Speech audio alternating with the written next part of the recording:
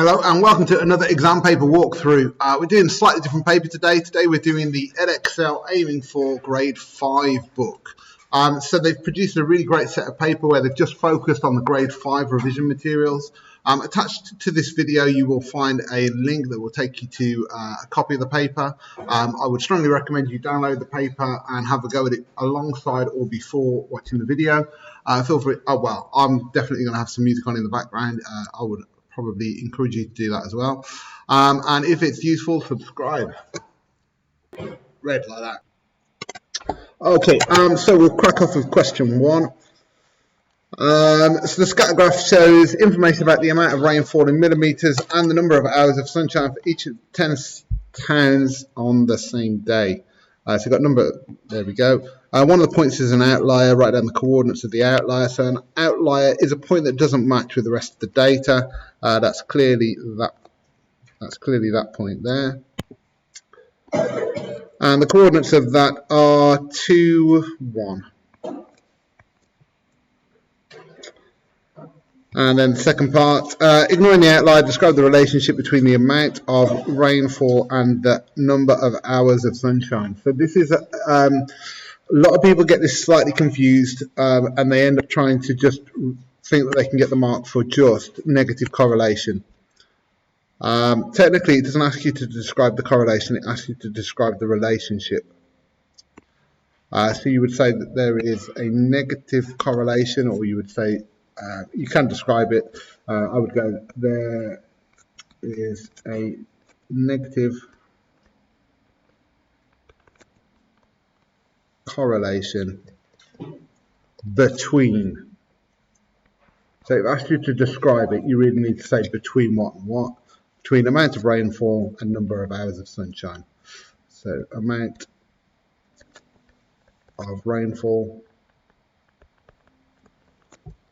and hours of sunshine.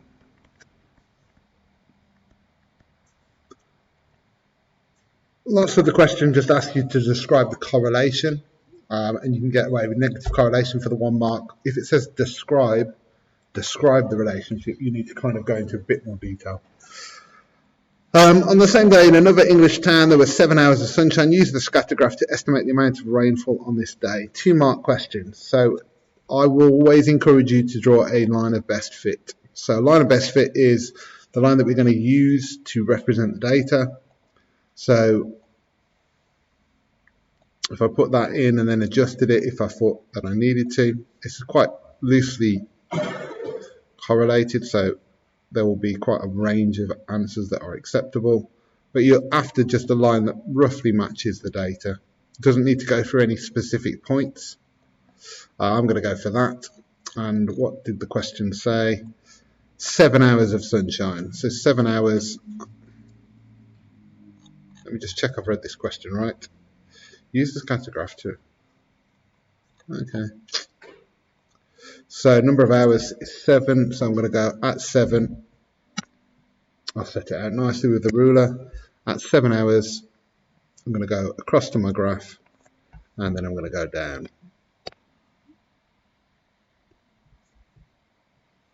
Ooh, that's not hit.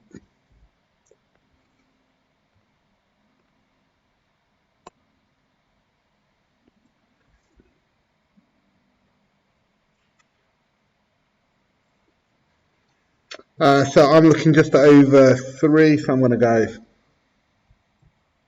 3.3.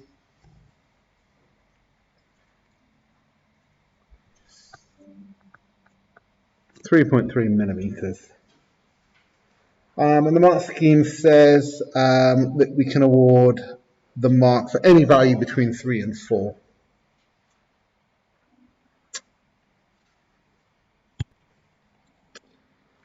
Okay, so question 2, Festival A will be a rectangular field with an area of 80,000 meters squared. The greatest number of people allowed at the festival is 425. Festival B, rectangular field, greatest number allowed is blah, blah, blah. Area per person for Festival B is greater than the area for Festival A. How much greater? Give your answer correct to the nearest whole number. Okay, so we've got to work out the amount of area per person for Festival A and for Festival B, and then do a comparison. So if I start off by looking at Festival A, we've got an area of 80,000 and there are allowed 425 people. So we'll go to our calculator. So I'm using the older version of the calculators because my school are still using these. If you've got the more modern one, very similar, no major issue. So I'm looking at 80,000 divided by 425. That tells me, I'm just double checking that I've typed in my numbers. So we've got 188.235. So I'm actually going to express it slightly differently. Shift, and then that gives it me as a fraction. So 118 and 4/7, 188 and 4/17. And then for Festival B, I'm going to call that FB. The area this time we need to work out, so that's 700 times by 2,000 divided by 6,750. Don't need to do it in steps, I can do it just like that. So I'm going to do 700 times by 2,000 over 6750 gives me, and I want it as a mixed fraction again, 207 and 11/27. How much greater? So I need to do a comparison. So I'm just going to write Festival B minus Festival A. And I don't really need to do anything other than that. So I'm going to type that in. I've already got the first one. So I'm going to do minus. And I'm going to type in the answer as it appeared as a mixed fraction. So I'm not pressing the right button here. There we go. Mixed fraction 188 and 4/17. If you've got decimal, there's no issue with that.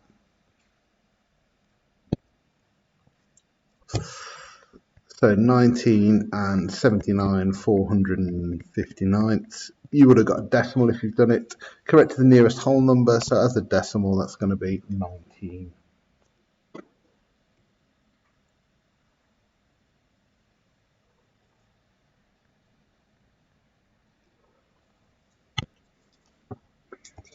And part B, Callum says 200 centimetres squared is the same as 3 metres squared because there are 100 centimetres in 1 metre.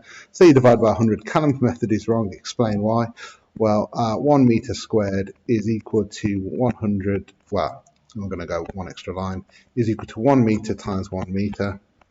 So it's going to be equal to 100 times by 100 centimetres squared. So it's actually equal to 10,000 centimetres squared.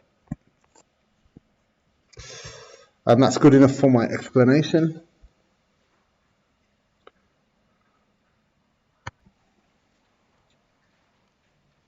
Okay, question 3. Nimra buys a 3 kilogram box of sweets for £17.60. She puts the bags of sweets to sell. Each bag contains 150 grams.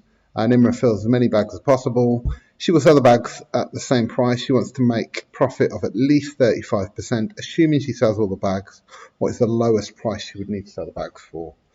Okay, so first thing I'm going to do is work out how many bags she can sell. So to do that, I'm doing 3 kilograms is equal to 3 times by 1,000 grams divided by 150. So she's going to be selling that many bags. So 3,000 divided by 150. So she's going to sell 20 bags. 20 bags. Try a third time. 20 bags. So she's got 20 bags to sell. If she wants to make a 30% profit, in effect, what we want to do is work out how much that would be. So if I do 17.60 times by 1.35, that would give me how much she wants to make. So £17.60 times by, I'll just my decimal, 17.6 times by 1.35, and I messed my 3 out, 35. So she wants to make £23.76. She's selling 20 bags, so she should sell each bag for £23.76 divided by 20. So if I divide that by 20, 1.188. So that would make her exactly 35% profit. She wants to make at least 35% profit, so we need to round that up. So 1.19, £1.19 for your 5 marks. Okay, question 4. Shop has 2 special offers on milk. And we've got our diagram and our description. Which offer gives better value for money? So we've got 4 pints here. Buy 2 bottles, buy 1 bottle free. So that means in effect that we would get 6 bottles. So we'll go 2p, stands for 2 pints. We would get, the deal covers 3 bottles. 3 bottles would be 6 pints. And we'd get that for, only pay for 2, we get that for £1.50. The other deal says buy 1 bottle, get 1 bottle half price. So that means that we would get that's a slightly awkward one. We would get, again, that would be 6 pints. So using that deal, buy 1 bottle, get the other for half price, you'd be buying 8. You'd be buying 8 litres for that times 1.5. So 1.28 times by 1.5 for £1.92. And then you want either your unit price or a comparable price. To be fair, just taking a slight shortcut, I would divide by 3 on this one. So I'd say I could get 2 litres for 50 pence. For this one, I would be dividing by 4. So for this one, I could get 2 litres for 48 pence. So this one is a better value. But how you've done your exact comparison is up to you. That's just my preferred version. So I've not stated which one is better value. The offer on the 4 pint. The offer on the 4 pint is better value.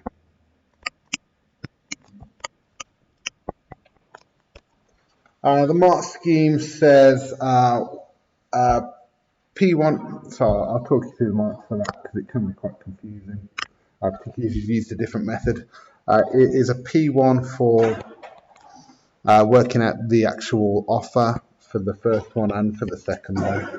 And then it's a P1 for making them a comparable unit. So you could have, I did it 2 pints. You could have done it 1 pint.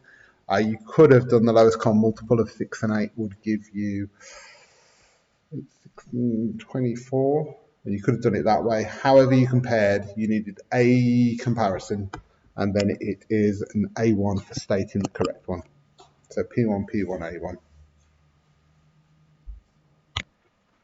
Okay then, and question 5, we're looking at simplify x to the power 3 all to the power 5. So our rule here is we multiply the powers, so that's going to become x to the 3 times 5, which is going to give us x to the power 15.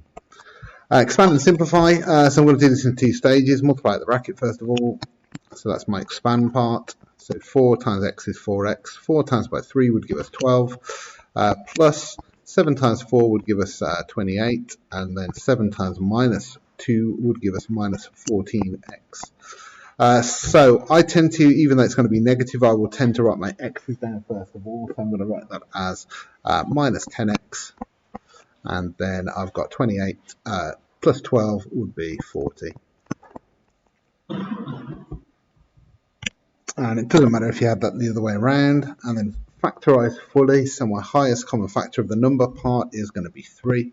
And then I've also got an x squared in common to both parts. So 3x squared times by, to make 15, I need to times it by 5. To make x cubed, I need to times it by x. And then to make 3x squared, I've already got 3x squared, so I would just need to times that by y. And that's my fully factorised. Okay, question 6. Here is the list of first five terms of an arithmetic sequence. Find an expression in terms of n for the nth term of this sequence. So I don't tend to overly complicate these. We've got a common difference of 5. So my nth sequence must start with a 5n. And then to get from 5 to 7, I just need to add 2. The nth term of a different sequence is 8 minus 6n. Is minus 58 a term within the sequence? You must show how you got your working. So for it to be a term in the sequence, 8 minus 6n must be equal to, or can be equal to 58. So in effect, we're actually setting that as a question. So can that be true? Give a whole number. So your method for solving this is slightly up to you. I think the easiest way to understand it is to take the 6n over to the other side. So I'm going to say that I'm going to add 6n on both sides to start with. So 8 is going to be equal to 6n minus 58. I then need to add 58 on both sides. So that would be 66 is equal to 6n. Divide both sides by 6 gives me n is equal to 11. So as n is a whole number, we would say yes. Yes, it's the 11th term.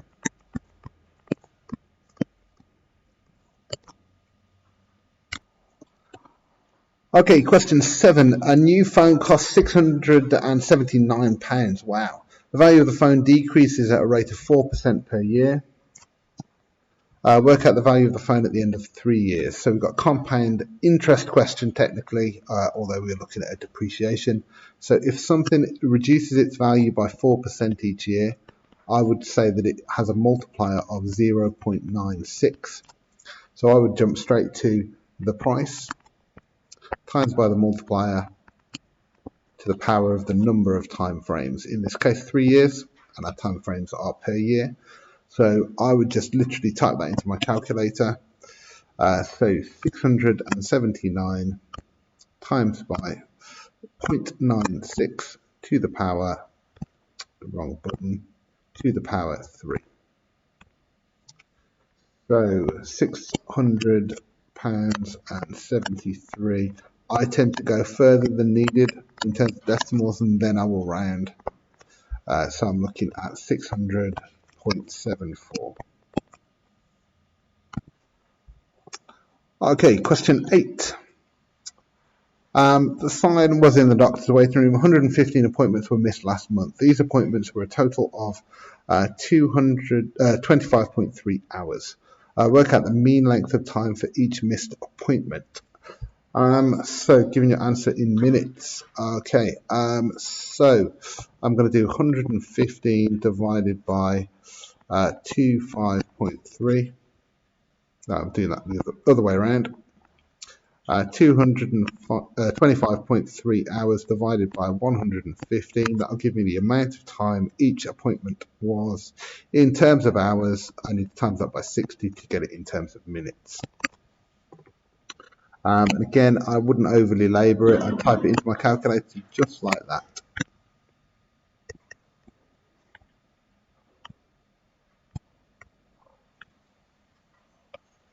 So we're looking at 13.2 minutes.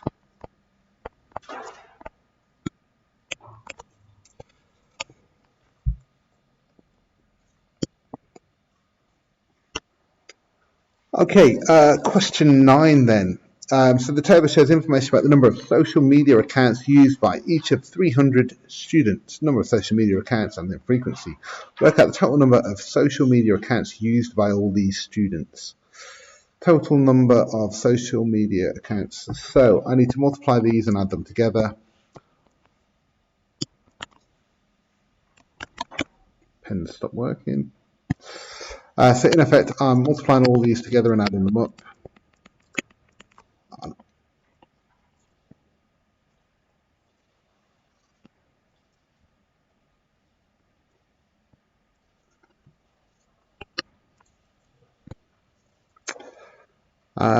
So I would call that f of x, but we'll show it in our table. So I'm just adding a row there. So I'm going to just type it in my calculator like that. 0 times by 3.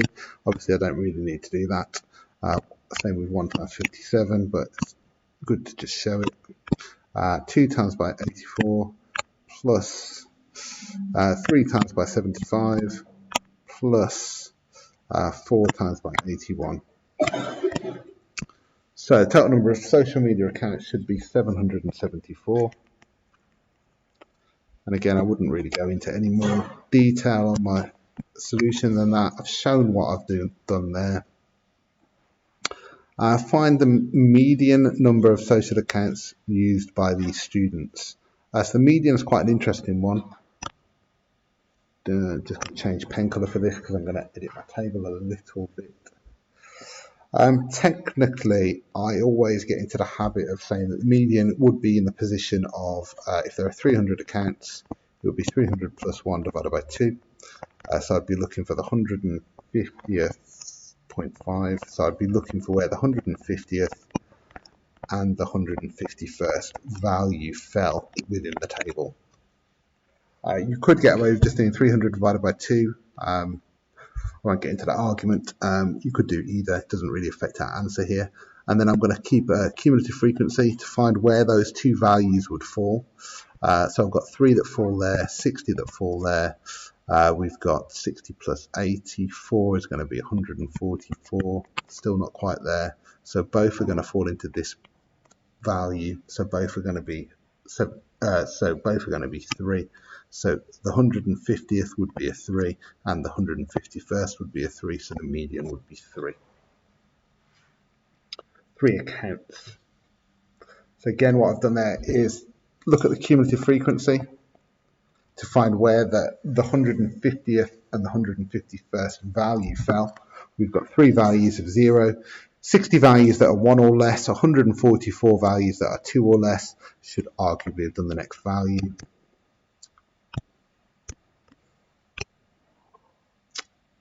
I was just supposed to be adding there.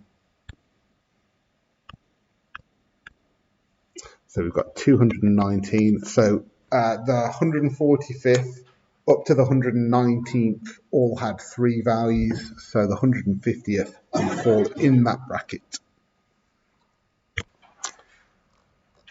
Okay, question 10. Water flows through each of the pipes that fills a large lake at the same rate. It takes 4 of the pipes 12 hours to fill the lake. Work out how many hours it will take 6 pipes to fill a quarter of the lake. So in effect, we only want a quarter of the volume. So in effect, we're saying 4 to 3. And then we're saying 6 to, I'm going to go this way, so I'm not going to go straight to 6. So it would take 2 pipes twice as long, so it would take 2 pipes 6 hours to fill a quarter of the lake. So it would take times by 3, divide by 3. No, I've gone wrong somewhere, I'm sure. No, that's right. So it would take 2 hours. Another way you could view this is same principles though. If we're taking 4 pipes would take to fill a quarter, that would be 3. So those multiply together to make 12. So if we're doing 6 pipes, we still need it to multiply together to make 12. So 2. The second method. Okay, question 11. What have we got?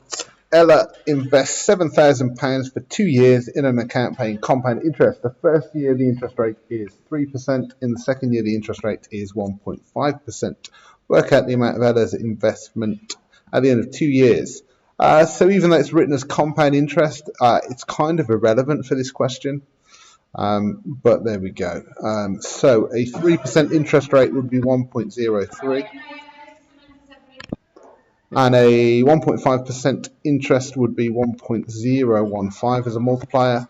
So we just do 7,000 times by 1.03 times by 1.015. So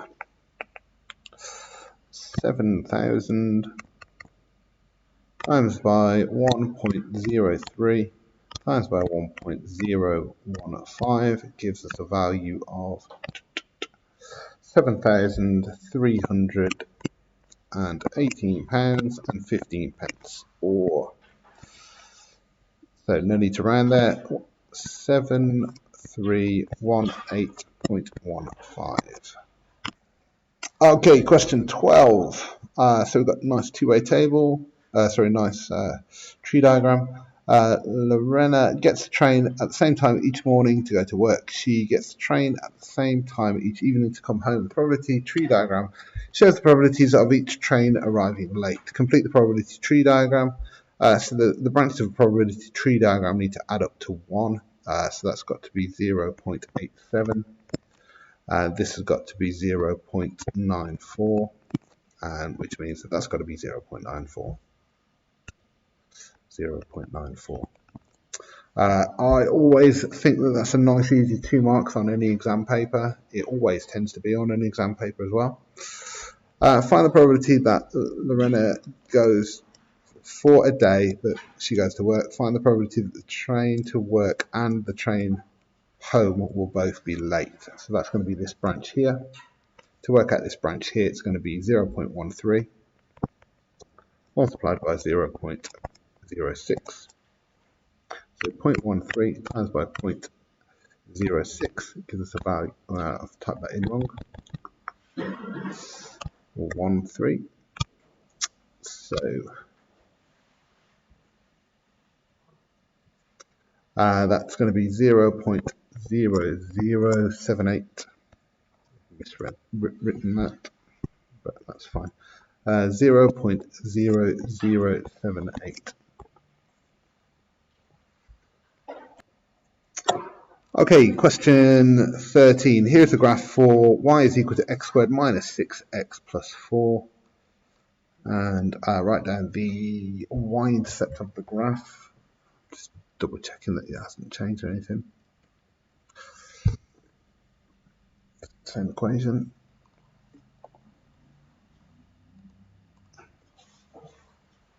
Okay, computer's not working. So just double checking that we've got the same equation we have, so it's just literally reading the y-intercept. Write down the y-intercept, so we're looking at just 4.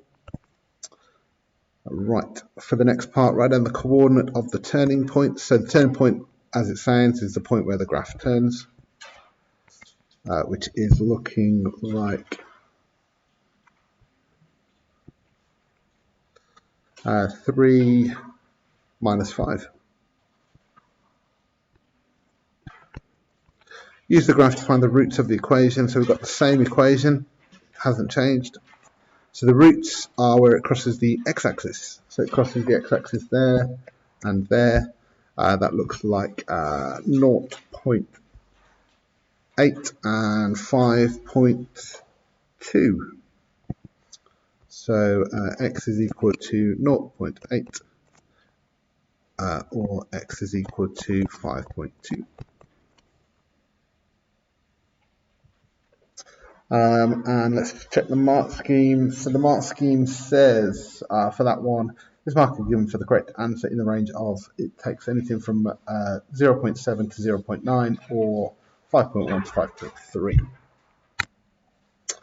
Okay, question 14. Here are 4 cards. There is a number on each card. Write down the smallest 4-digit even number that can be made using each card only once. So this is on because so many students just misread it and wrote down the smallest number. The smallest number doesn't need to end in a 4. The smallest number needs to end in a 6.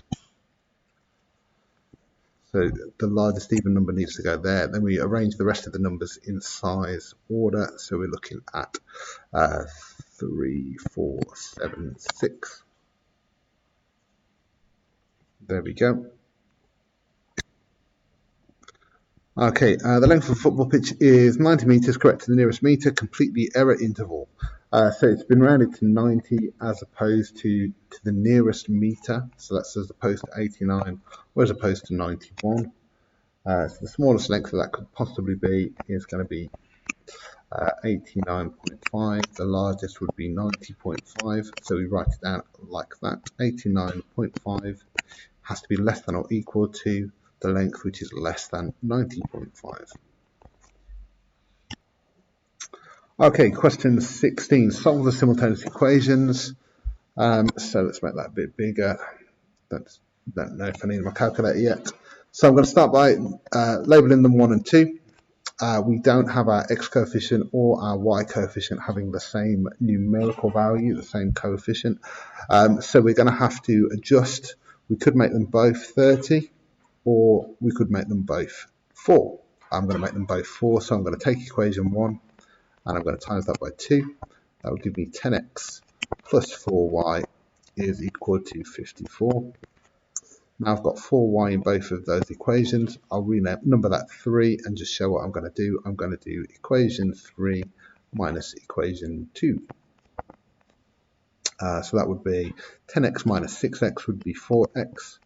4y minus 4y would be 0, and then 54 minus 28 would be 26. Let's just double check any step that we do, particularly on the calculator paper. I'm very often make silly mistakes. Divide both sides by 4 then. So x is going to be equal to 6.5. 6.5, I think. Again, just double check. Yep. Right, I'm now going to substitute that value for x into one of my initial equations to get my value for y. So I'm going to substitute x into equation 1. No, I'm not. I'm going to go equation 2.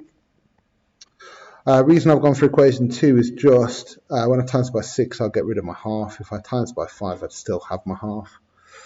So times that by 6 gives me 39 plus 4y is equal to 29. So minus 39 from both sides. That gives me, is that right? I feel like I've miswritten something. There we go, 28. So minus 39 from both sides, I get 4y is equal to,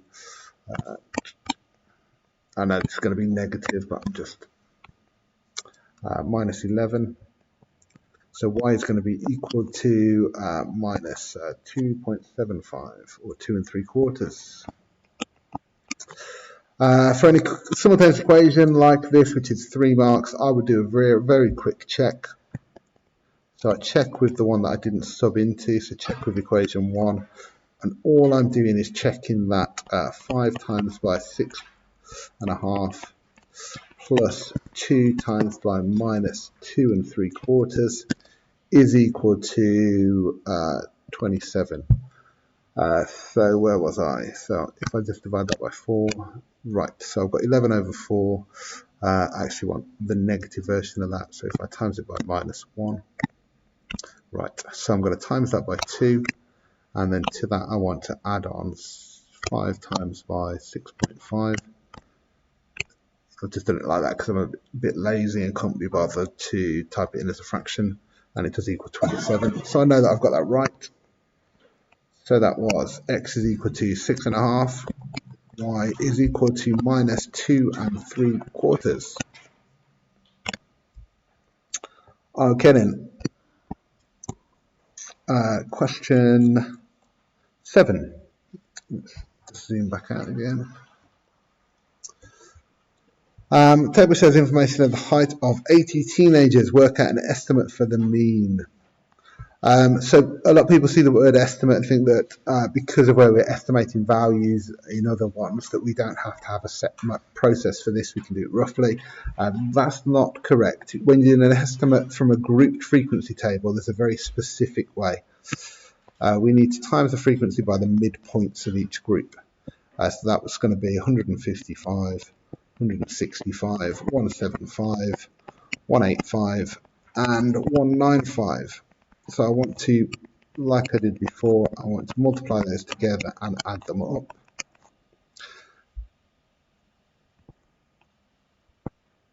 And I tend to show it like that in a table. So 8 times by 155 plus 14 times by 165 plus 24 times by 175 plus 30 times by 185 and then finally 4 times by 195. So assuming that I've not made any mistake, which I'll just double check I haven't. So this is going to be 14080 divided by 80. I'm assuming that that's correct. I could just double check that, but I'm not going to. So I want to divide that answer by 80, which gives me 176. And that's a very specific way, but that's the exact way that we would look at doing it. So you can't estimate a value and say that that's roughly 180 or something like that. You need that 176 following that method for that question.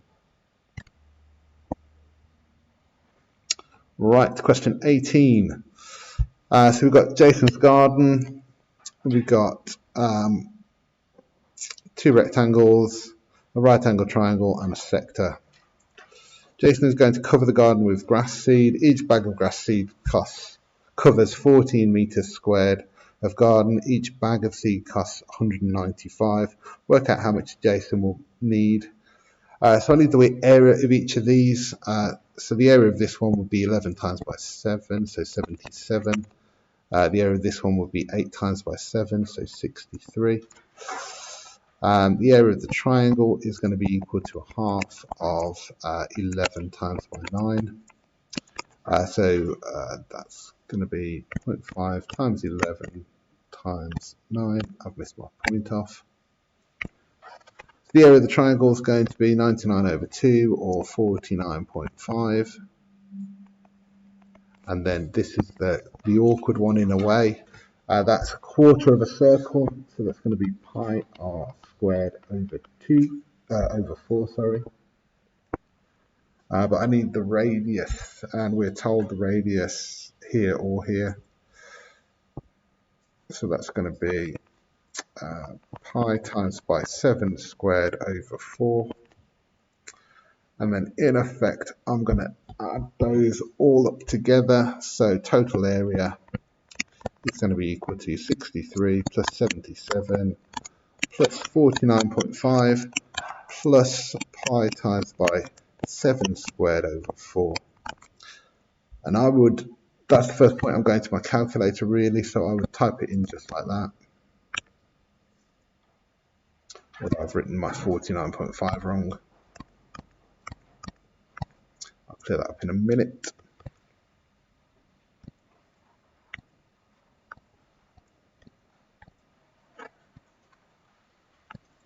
So that's my total area. That should have been a 49.5. So my total area is going to be 227.984 ... Right, the bags are sold to cover 14 meters. So the number of bags I need is going to be equal to the total area divided by 14. So divide that by 14. So I need 16.28 bags. So I would actually need 17 bags. And then my final step then, let me just like that like that.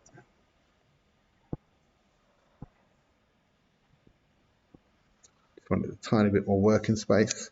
So my total cost is going to be 17 times by 10.95. So my total cost is 17 times by 10.95.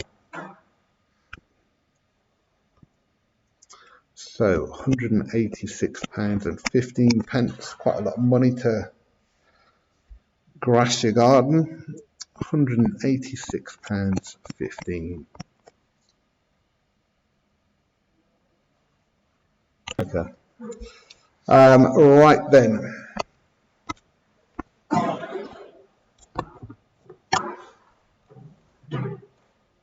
Find the reciprocal of 0.8. So on a calculator, this is quite easy to do. We type it in as a reciprocal. So you've got this reciprocal button here.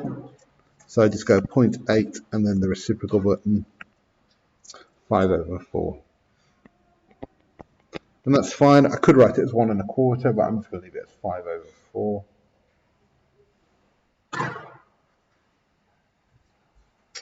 Write down the error interval, 2 significant figures. So it's been 4650 and 4750.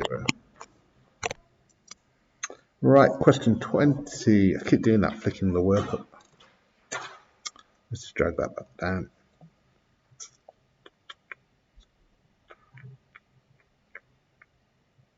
There we go.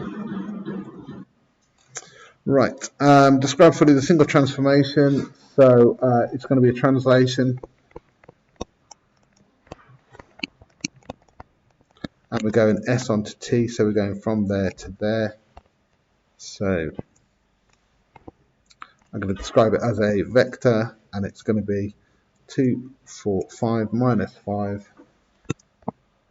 And we've got up 2, 4, 6. So that's my okay, question 21, work out the value of x. So we've got a little bit of trig here. This side is going to be my hypotenuse, this side is going to be my adjacent, so I'm using my cos ratio. So cos is equal to adjacent divided by hypotenuse. I want to work out the adjacent, so it's going to be the adjacent is equal to cos of the angle times by the hypotenuse. So x is going to be equal to cos 53 times by 14.5. So cos of 53, brackets are important on this, times by 14.5. So we're looking at 8.72631 ... before rounding. 3 significant figures going to there, so 8.73. Okay, question 22. Here we've got the front elevation and the plan of a solid are shown in the grid on the diagram from the directed sides. Sorry, what does it say? On the grid, draw the side elevation from the direction shown. Okay, so if that's the plan, and this is the front elevation and side elevation, not given a clear space to do it, I'm going to start it here. So I'm going to first of all see this and this combined. So that's going to be a 1/3. I'm then going to see this and this. Well, that is that really. So 2 above that.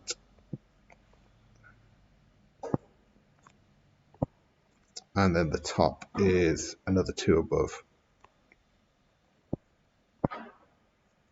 So I could obviously have used a ruler for that, but that's basically, well, that is what I'm going to see.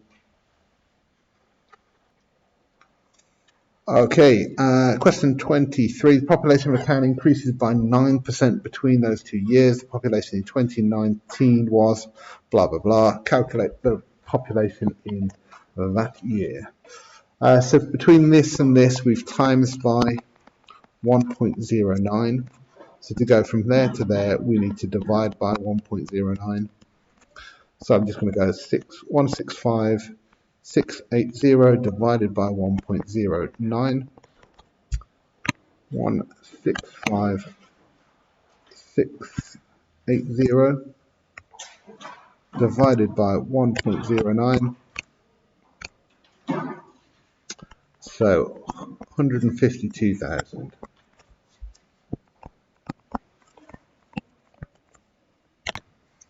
And question 24, last one on the paper. So L, M, N are in a straight line. We've got some of the coordinates. We've got a ratio between them. Find the coordinates of N. So let's just say L, M, N. And we've got -3, 1. And we've got 4, 9. So the difference between those two coordinates, this one, the X has gone up by 7. And the Y coordinate has gone up by 8. So this is a ratio of 2 to 3. So if that's gone up by 7, in effect, we want the next one to go up by 10.5. X would need to go up by kind of divided by 2 times by 3, so that would need to go up by 10.5. And the Y value would need to go up by 12. So, so I'm looking at just 14.5. And then the X value has gone up by 12, so 9 plus 12 is going to be 21.